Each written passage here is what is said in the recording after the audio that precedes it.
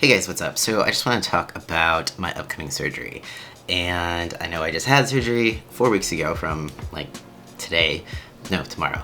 But this is a different surgery. Still recovering from knee surgery, I'm on crutches and all that, but the next surgery I'm having 56 days from now, which I am calling boner time, with Dr.chen in San Francisco. I have decided that I am going to get an erectile device. This is something that I have thought long and hard about, no pun intended. I've been weighing the pros and cons for a while now, and ultimately I decided that I was just afraid of the complications. It wasn't that I didn't want an erectile device. I was just afraid of the complications, and I didn't want more surgery, but like, I was hoping this year was gonna be a surgery-free year, and it's far from that, so I just decided, fuck it, like, I'm gonna go for it. I would like to have, I would like an erection. Oh man. So, I would like to feel complete. I might as well just go for it. I've hit my deductible for the year. Who doesn't want a free erection? Well, plenty of ladies, I am sure, or unsolicited erections.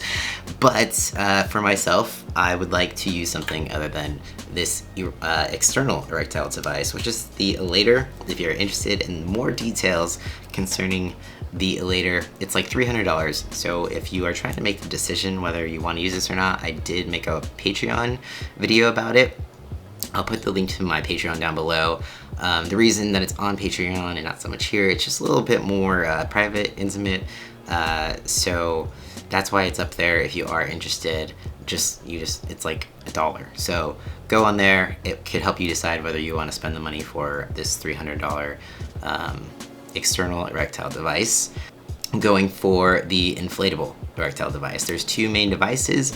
There is the semi-rigid rod and the inflatable erectile device. And I had to really weigh the pros and cons of each device because they're both really horrible choices, unfortunately, because there's no device that is specifically made for trans men. I think there might be in I forget what country, they're like kind of trying it out right now, but nothing that's been approved in the US. Dr. Chen did say that he is working on it though, so that is cool. Maybe sometime in the near future, you could have a better option, which would be great. Unfortunately, I'm coming in a little too soon before that is available, but maybe next time in the 10 years after I need a replacement, maybe I can get something better. But, so, pros and cons of the inflatable versus the semi-rigid, and a lot of these things, you know, these are pros and cons for me, but not necessarily for everybody, so you still kind of have to make a decision on what fits you better. So for me, I'm a really active person. That's why I decided to go with the inflatable device, because I do have the choice of being flaccid or erect. You know, at different times, it's easier to conceal under clothing.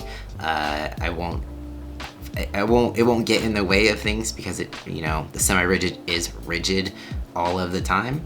So that's not something that I want to really deal with on a daily basis, especially as an anxious person. I feel like I would just be really self-conscious about how things are looking down there. And I don't want to have to worry about concealing it and thinking about all life situations, you know, like wearing tighter pants, being at the gym, going swimming, just all of those things. That's something you have to really consider because it's part of life. And I know myself, and I know that I would probably be held back. Maybe I wouldn't want to go swimming as much as I, want to, because I'm just like, yo, I look like I have a boner. I don't know. So I decided to go for the inflatable, and I do also like the fact that I can go from flaccid to erect, like a natural, like a cis penis. And excuse my wording around any of this. I really am not trying to offend anybody. I'm just trying to be like as straightforward as possible. So yeah, like I liked that, especially when so you do have to like go through the bullshit of like pumping up your penis. There's 3 pieces to the inflatable device, which is kind of a downside because there are more chances of it malfunctioning or breaking, things like that, whereas the semi-rigid is just one piece, so it's a little bit more sturdy. there's not a lot that can go wrong, and you can have both your testicles because you don't have the pump that's going into one of your testicles. I already have balls. I had that done back in December, so Dr. Chen is actually going to have to remove one of my testicular implants to stick the pump in. It's not going to look it's just going to look basically the same, but so the pump goes into your testicle, and you pump that up during, when you want to be erect.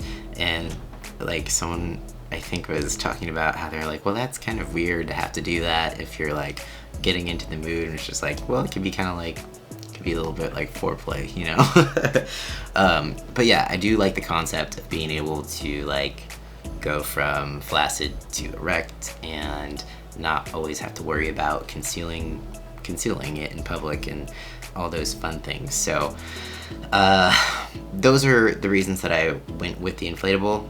Overall comfort, the more natural state of flaccidness versus being hard all the time. Yeah, I think the biggest thing for me that I'm concerned about is it being 3 pieces, having it possibly malfunction, losing a testicle.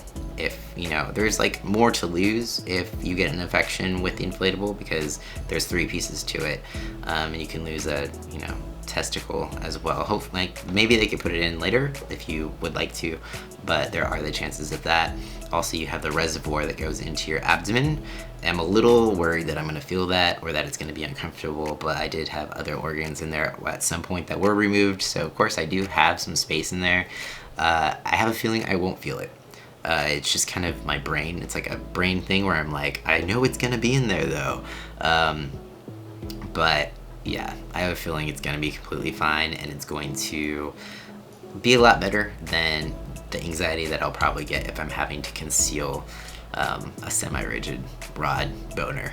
Yeah, so those are like my main reasons behind getting the erectile device that I'm going for, and my decision behind just going for it, because I don't want to ask the what ifs, and I am at the point where it's like, okay, there's a certain amount of dysphoria that creeps in this area specifically, so I'm hoping that this will alleviate that dysphoria, and I'll finally be complete, and this will be my last phalloplasty related surgery.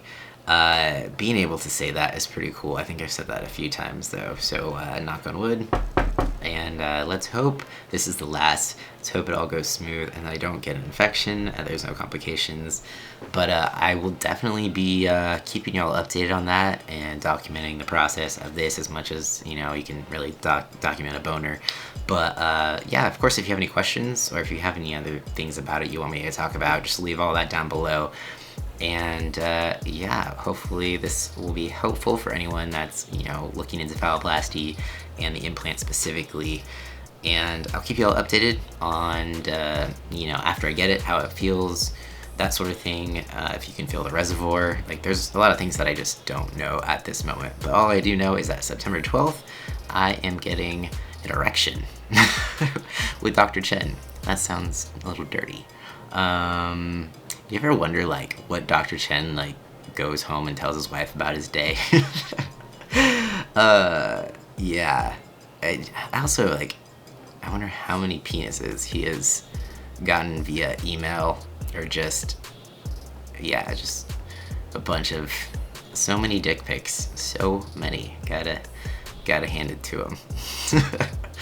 Anyways, I'm gonna go now. Thanks so much for listening. Peace out. I'll see you next time.